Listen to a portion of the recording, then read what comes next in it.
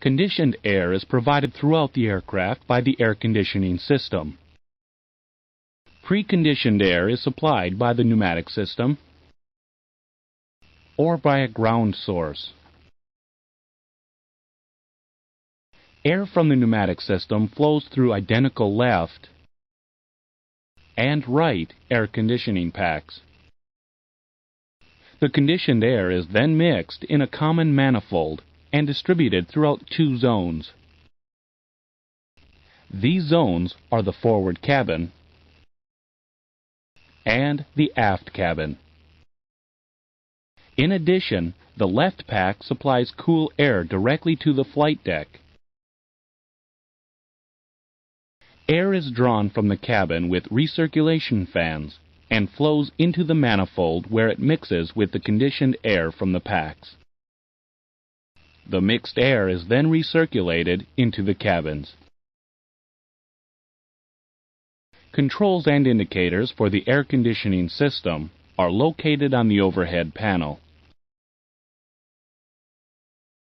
Shoulder and foot heat controls for each pilot are located on the sidewall panels. Also, cold air is available at each passenger service unit to provide passenger comfort. Now let's discuss normal operation. The left and right pack valves are controlled by the pack control selectors. With the selectors off, the pack valves are closed and the pack off lights are illuminated. When the selectors are set to auto, bleed air pressure opens the valves and enters the packs. The pack off lights also extinguish, indicating the pack valves are open. Now, pack outlet temperature is automatically controlled. Each compartment has an independent temperature selector. Setting the temperature selectors within the auto range regulates the temperature in each compartment. Automatic temperature control ranges from 65 to 85 degrees. Temperature indicators display the current temperature in each compartment. A temperature controller compares the actual temperature of each zone with the selected temperature. The temperature controllers also provide signals to the auto pack controllers. The pack controllers automatically adjust pack outlet temperature to satisfy the demand of the zone requiring the coolest temperature. The trim air system supplies hot air for adjusting compartment temperature levels. With the trim air switch on, hot air is automatically mixed with pack outlet air, providing warmer compartment temperatures. The amount of trim air added to each zone is automatically adjusted to maintain the selected temperature. The trim air switch normally remains on when operating the air conditioning system. The air conditioning system is equipped with two recirculation fans, which remain on during normal operation. The fans are controlled by the respective recirc fan switches on the air conditioning panel. The left recirc fan is guarded to the on position because it is also used for equipment cooling. When the recirc fans are on, air is drawn from the passenger cabins and mixed with conditioned air in the mix manifold. Normally, 50% of the air flowing into the cabin is recirculated, reducing engine bleed air requirements. When the recirc fan switch is selected off, the fan stops and the INOP light illuminates. Now let's discuss abnormal operation. The pack INOP light in the pack reset switch illuminates if a pack controller fails or pack outlet temperature is excessive. The failure is also indicated by an associated ICAS advisory message. In standby, there are 3 temperature selections: normal, cool, and warm. Now click on the right pack control to select Standby Normal.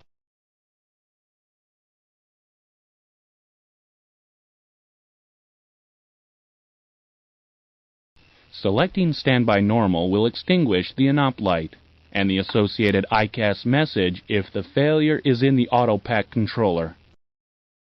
Selecting Normal also signals the standby controller to set the affected pack to a fixed outlet temperature.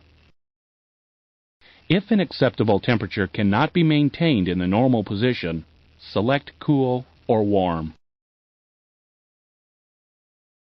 If the pack INOP light remains illuminated after standby has been selected, excessive pack temperature is the problem. The pack is automatically set to maximum cooling and should cool for 5 minutes. Once cool, reset the pack by pressing the pack reset switch. The INOP light and associated ICAS message should extinguish and the pack returns to the selected control. In this example, the pack INOP and associated ICAS message are illuminated. Also, the pack control selector is positioned to standby normal, and the pack is cooled for 5 minutes. Now take the corrective action to restore pack operation.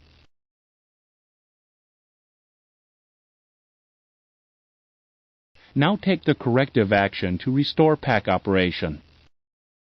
Now take the corrective action to restore pack operation. Let's now discuss a pack trip. Excessive internal pack temperature causes the INOP light and pack off light to illuminate. The associated ICAS messages also appear. The pack valve automatically closes and the pack trips off. After allowing the pack to cool, resetting the pack extinguishes the INOP and pack off lights. The ICAS advisory messages are also extinguished. However, if the INOP light or pack off light does not reset or illuminates again, turn the pack off. In this example, excessive internal temperature has caused the INOP light, the pack off light, and the ICAS messages to illuminate. The pack has cooled. Now take the appropriate action to return the pack to normal operation.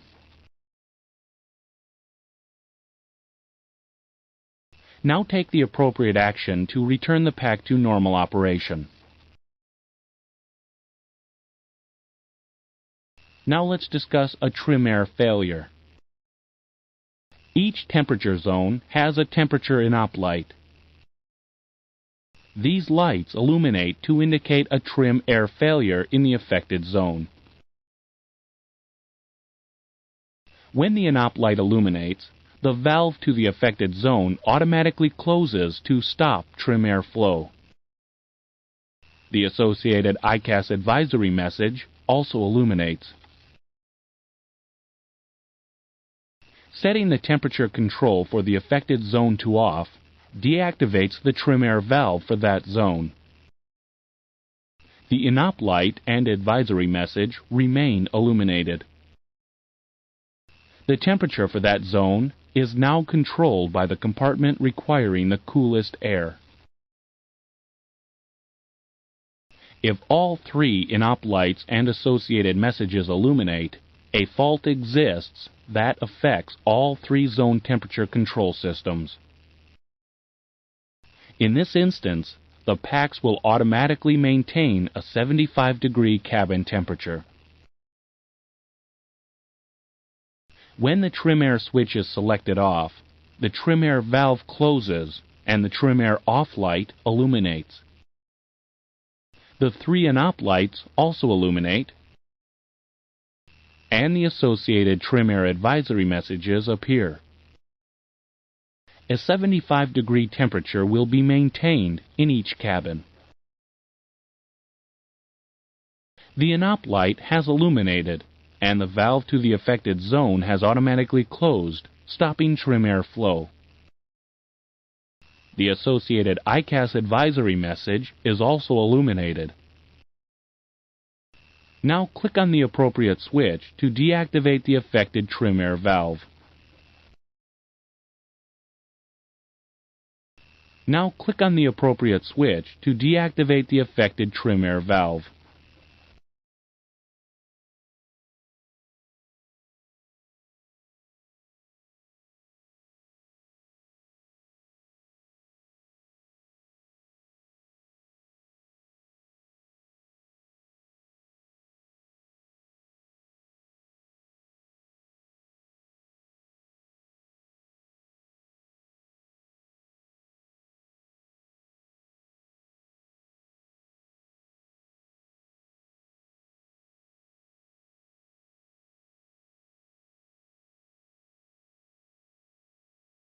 Now let's discuss 767 differences.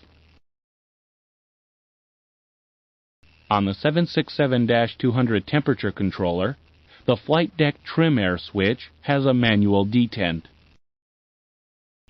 There is an associated flight deck trim air valve position indicator. On the 767-300 and ER, the flight deck trim air switch and trim air valve position indicator are located on the lower portion of the temperature control panel. The manual mode deactivates automatic control of the flight deck trim air valve and establishes manual control. The selector is spring-loaded to the center of the manual position. If an overheat occurs in the flight deck, rotating the selector to manual extinguishes the in-op light and removes the associated ICAS message. Holding the temperature selector towards cool or warm moves the valve to control trim airflow. The 767 has a manual Gasper fan system. A Gasper switch, located on the overhead panel, controls the Gasper fan. A Gasper fan in the cold air distribution system increases airflow in the passenger cabin. The off light illuminates when the fan is selected off. Gasper fan operation does not affect airflow to the flight deck. The 767-300 has a mid-cabin temperature zone, which is controlled by a corresponding selector located on the overhead panel.